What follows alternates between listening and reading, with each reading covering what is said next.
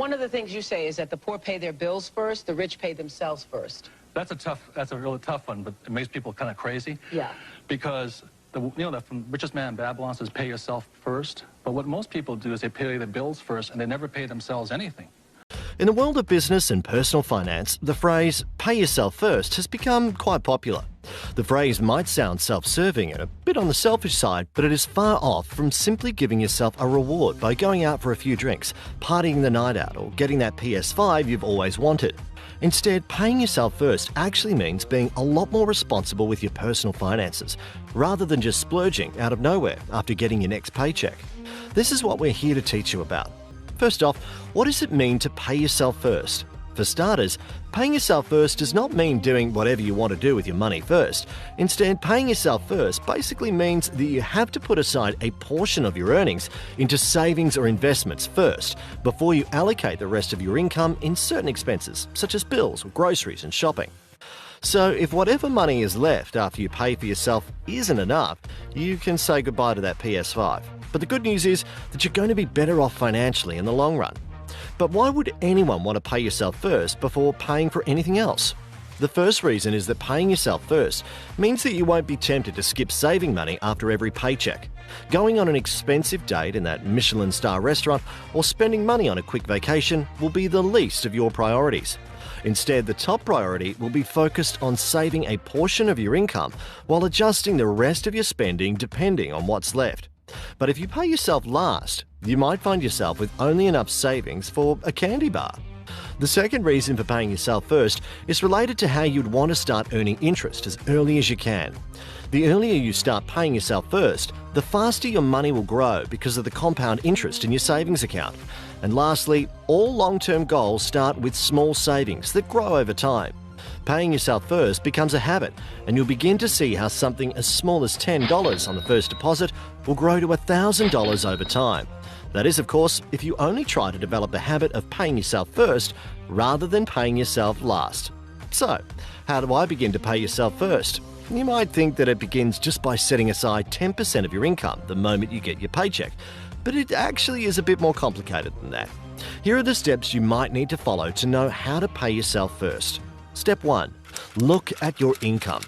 Now, you can't begin to pay yourself $1,000 first if your income isn't even a lot more than $1,000.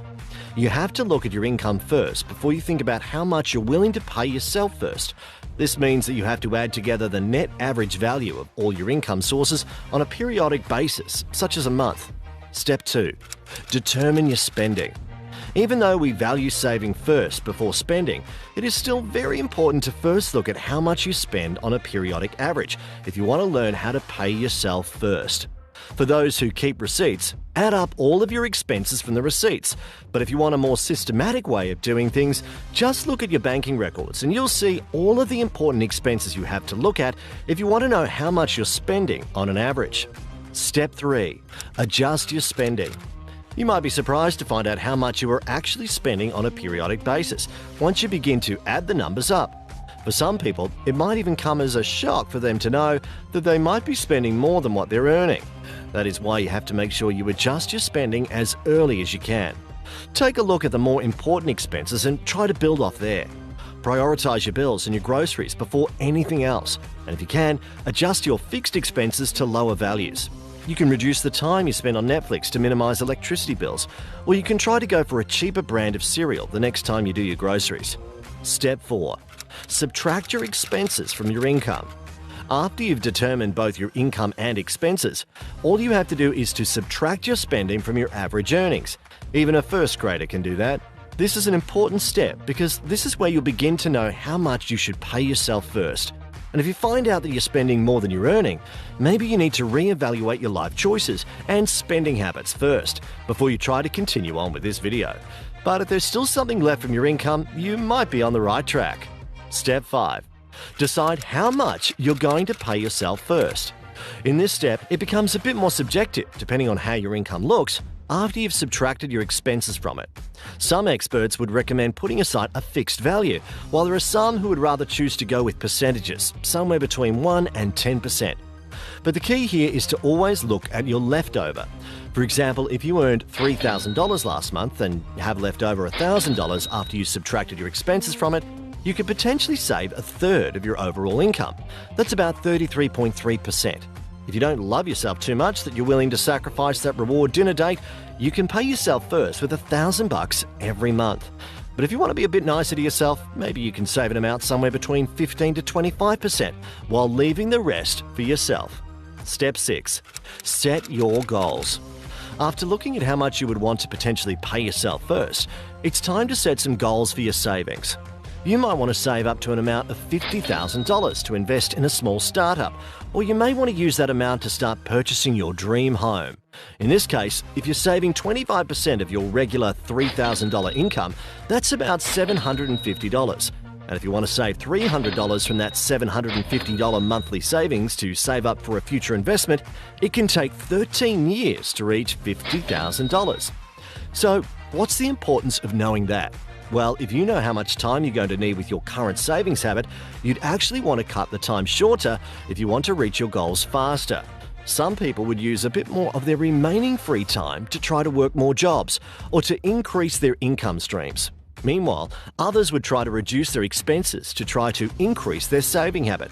So, for example, if you still stick with the 25%, you would want to pay yourself first, but you happen to add $1,000 to your monthly income, you are now saving $1,000 on the average, and you can potentially increase the savings you want to put aside to your future investments to $500 a month.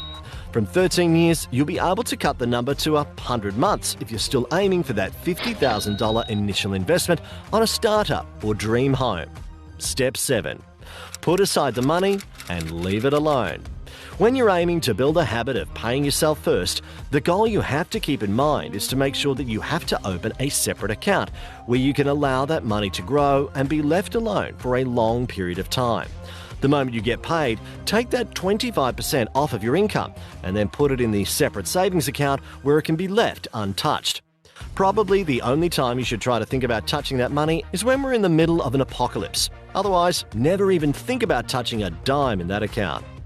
Becoming rich starts off with something as small as paying yourself first. As long as you start building that habit now, you're on the right track towards financial freedom. Thanks for watching our video, and we hope that you enjoyed it. Make sure to leave a like on it and subscribe to our channel for more videos on wealth and personal finances.